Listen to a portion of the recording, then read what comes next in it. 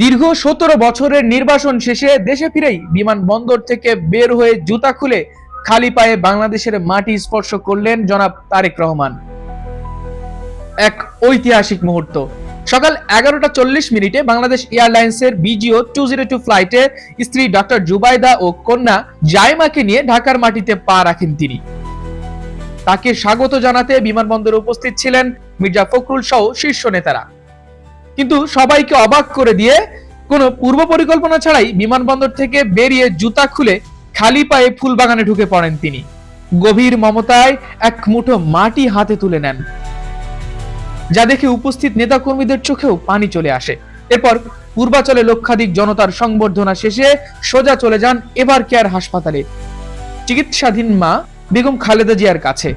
মা ও ছেলের দীর্ঘ প্রতীক্ষিত এই আবেগঘন সাক্ষাৎ আর তারেক রহমানের এমন রাজকীয় প্রত্যাবর্তন দেশের রাজনীতিতে নতুন কি মোড় নেবে বলে আপনি মনে করেন তা অবশ্যই কমেন্টে জানান।